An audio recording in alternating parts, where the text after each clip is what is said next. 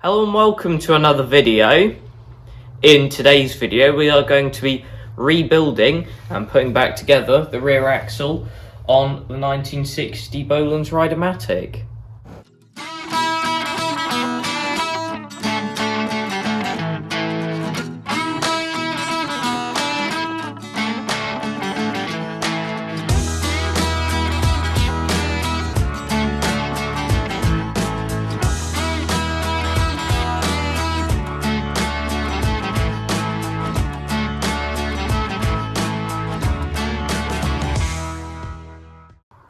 In the last video on this project, we put multiple new bushings into the various axle parts.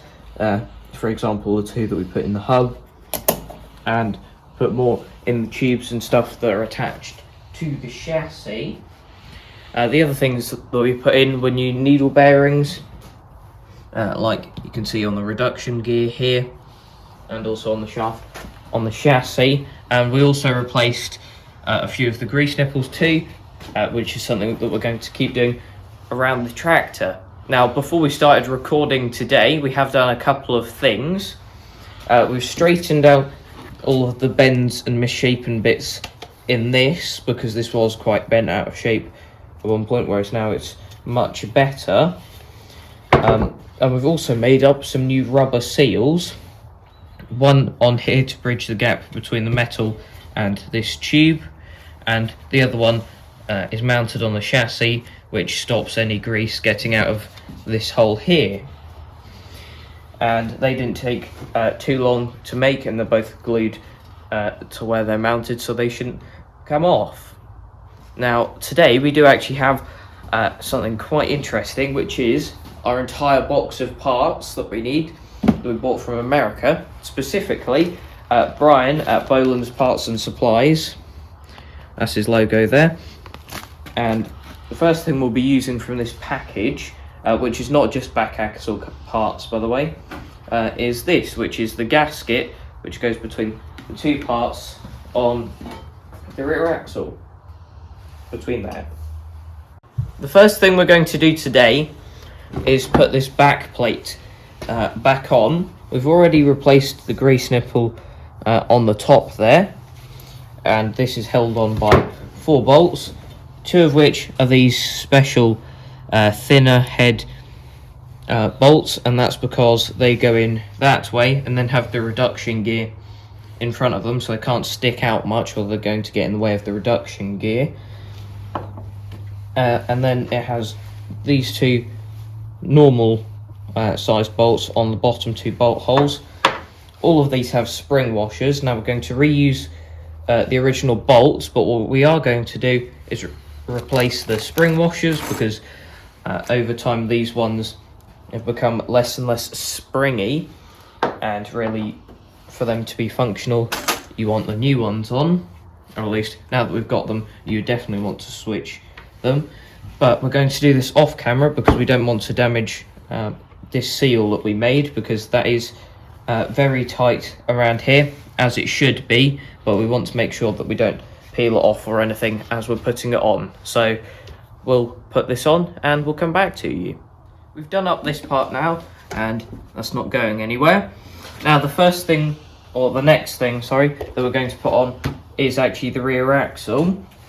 Now on this end, this was the old washer that was on there. Now as you can see, that is quite badly worn, and you can see the step on there. So what we're replacing it with is one of these, which is brand new and came in our box of many things.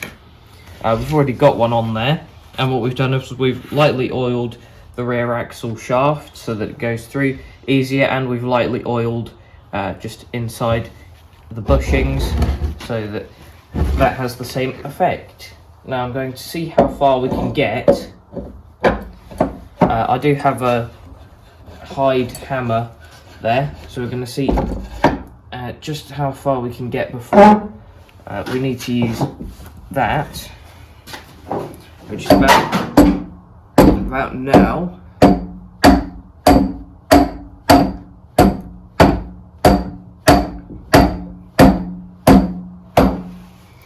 Just bring it a bit towards us. and the hide hammer won't damage the paintwork on the end here, and means that we can hit it through easier. There will come a point, I think, where we're going to have to cut, because when it gets to the keyway, that seems to have a bit of a high spot. There we go, but we'll see how far we go.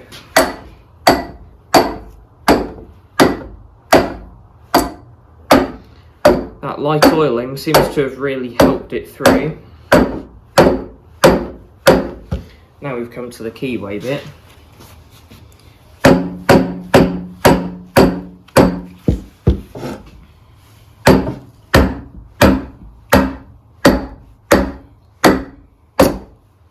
There we go, that is the rear axle all the way through again. Now if we come around the other side, there you go, you can see that is neatly in, and there's pretty much no movement up and down on that shaft due to the new bushes.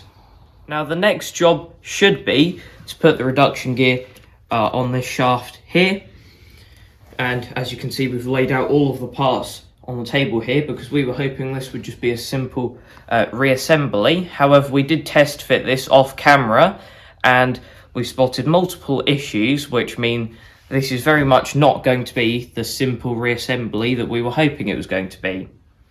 Now it's actually the next day because of the amount of head scratching we did yesterday, so now we'll just run you through all of the different issues that are stopping us from progressing with this now. Problem number one is around this drive gear here, which goes onto the differential and is also locked onto the shaft. Now when we took this off, this was only locked onto the axle by the wood rough key that's there, but having looked at the part when we were test fitting it, we realised there's holes on both sides and there's a hole going through the shaft. So after checking the parts manual, we confirmed there is meant to be a roll pin going through there. Now the only reason we hadn't noticed that before is because there was this broken one still in the axle, but making it look like the hole didn't go all the way through the axle. So now we've driven that out and gotten the measurements from the parts manual, and we've ordered a new one of them so that we can put one of them in with it. But obviously that's going to take a bit of time to get here, so that's one of the things holding us up. The second problem comes when we want to put this gear on here. Now what we'll do is we'll put in one of our new bronze washers on here,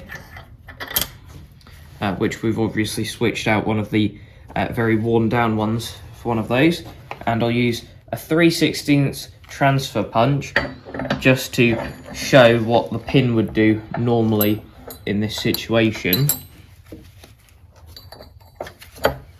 So if I can get this lined up, there we go.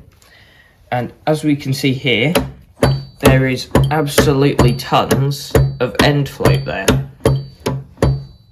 which obviously there would have been more before with two worn bronze washers on there, but even with our new ones, that is about 3/16 of an inch movement there, which we believe for that to be alright it has to be between 10 and 40 thousandths of an inch.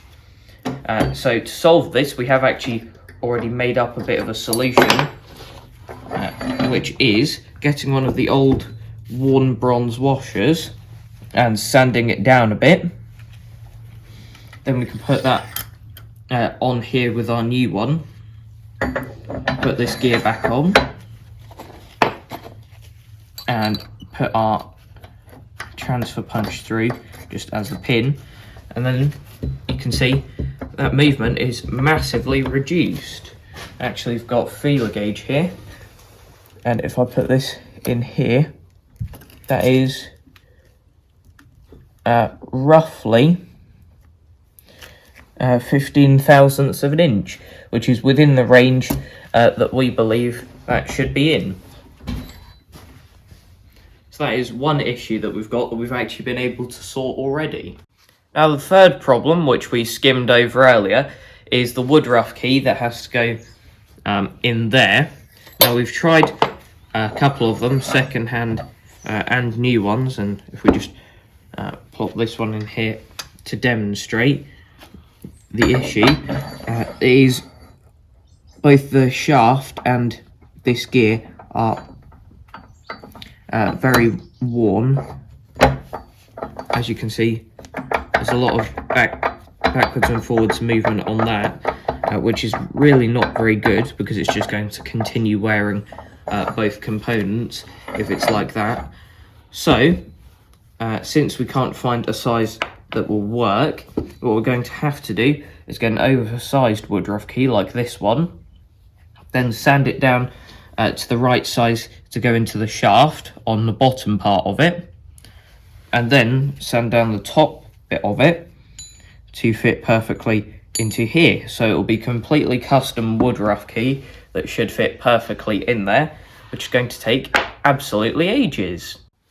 Now for the final problem that we've identified so far, and that is with this using the pin again, which we want it to do. This has actually pushed this gear further towards this end of the axle, which means everything will sit a bit further this way, and the washers and spacing on this end of the axle will have to be changed to account for that, so that it's not all too tight and it doesn't move.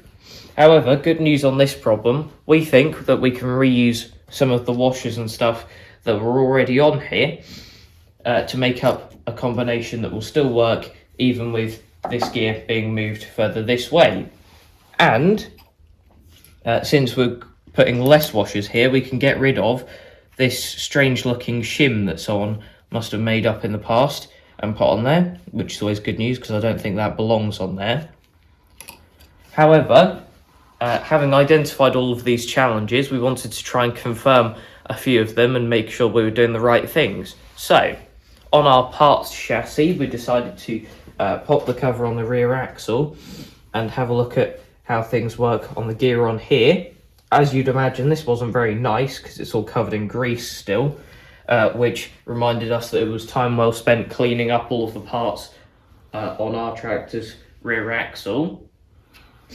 However, what we noticed with this is that the pin was also broken on this one. You can kind of see it still in there, which is exactly how we found our one. And the woodruff key is also very worn, which shows that the pin snapping and then the woodruff key wearing in turn is a common problem on this. And therefore, once we've fixed our one, we'll probably want to check it quite regularly to make sure the pin hasn't gone and it starts wearing everything again. Something else that we noticed is, as you can see, there are two washers here of different sizes behind this gear to work as spacing. Just exactly how we fixed our one to be with the two different sized bronze washers that we've put on there. So we're happy that we've done something good with that fix, but otherwise that's pretty much as much information as we can get from our parts chassis.